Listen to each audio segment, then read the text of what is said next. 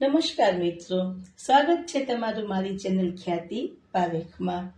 આજે આપણે ગુજરાતી વ્યાકરણમાં કહેવતો વિશે જોઈશું।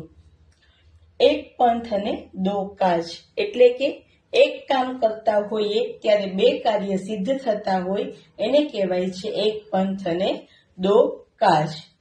પછી આવે છે નાચવું નહીં ને આંગળું વાંકવું। હિન્દીમાં કહેવત છે ને, નાચ ન જાને આંગણ ટેढ़ા, એટલે કે કામ ન આવડતું હોય અને ત્યારે જે બહાના બતાવતા હોય છે એના માટે આ કહેવતનો ઉપયોગ કરાય છે। પછી આવે છે છાણના દેવને કપાસિયાની આંખો, એટલે કે જેવો માણસ તેવો વ્યવહાર કરવો તેને માટે છાણના દેવને કપાસિયાની આંખો એ કહેવત વપરાય છે। પછી આવે છે હીરાની પરીક્ષા ઝવેરી જ કરી જાણે, એટલે કે આટલા બધા દુનિયામાં હીરાઓ હોય છે પણ કયા કેટલા કેરેટનો છે, એની શું કિંમત છે, તે સાચો ઝવેરી હોય છે તે જ કરી શકે છે, તે સામાન્ય માનવી તેની કિંમત આંકી શકતો નથી।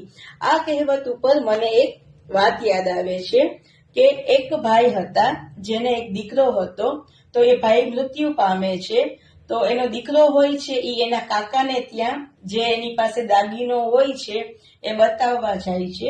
તો કાકા એને કહે છે કે પહેલા તું મારે ત્યાં આવી અને થોડો ટાઈમ શીખી લે બધું, પછી આપણે આ સેટની કિંમત કરીશું। એટલે દીકરો છે એ કાકાને ત્યાં જાય છે, એ બધું જાણે છે કઈ વસ્તુ અસલી છે કઈ વસ્તુ નકલી છે। જ્યારે એ બરાબર તૈયાર થઈ જાય છે ત્યારે એને કાકા કહે છે કે તું પેલા જે દાગીનો લઈ આવ્યો હતો મારી પાસે એ તું હવે લઈને આવ, જેથી કરીને આપણે એનું મૂલ્ય કાઢી શકીએ।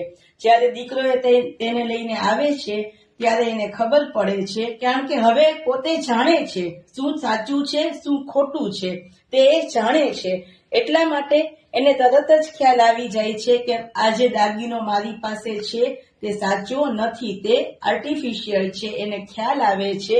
ત્યારે એ કાકાને કહે છે કે કાકા આ વસ્તુ તમે મને પહેલા પણ કહી શક્યા હોત ને।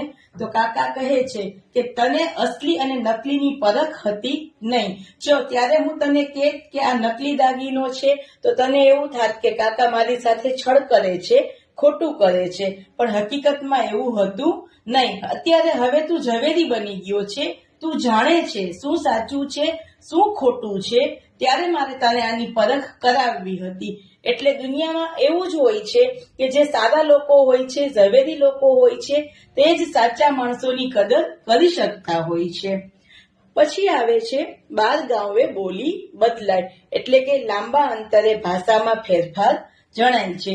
આપણે ગુજરાતની અંદર જ કેટલા બધા પ્રાંત છે, એની પણ કેટલી અલગ અલગ ગુજરાતી બોલીઓ છે। સૌરાષ્ટ્રમાં કાઠિયાવાડી બોલાય છે, તો હાલારમાં હાલારી બોલાય છે, સુરેન્દ્રનગર ઝાલાવાડ બાજુ ઝાલાવાડી બોલાય છે, એવી રીતે ગુજરાતીઓમાં પણ આપણે અલગ અલગ કેટલી ભાષાઓ હોય છે। પછી છે આડે લાકડે આડો વહેર, એટલે ખરાબ માણસ સાથે ખરાબ થવું તે। જો કે સારા માણસ માટે તો આ વસ્તુ બહુ જ મુશ્કેલ હોય છે, પરંતુ ક્યારેક ખરાબ વ્યક્તિને તેની સાચી સમજણ આપવા માટે આપણે પણ ખરાબ ક્યારેક થવું પડે છે।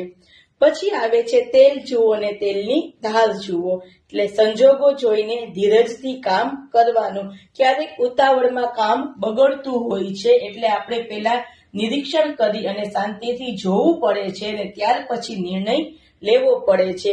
તેના માટે કહેવાય છે તેલ જુઓ તેલની ધાર જુઓ અને પછી વર્તન કરો। જો તમને મારા વિડીયો ગમતા હોય લાઈક કરો, શેર કરો, ફોલો કરો। Thank you.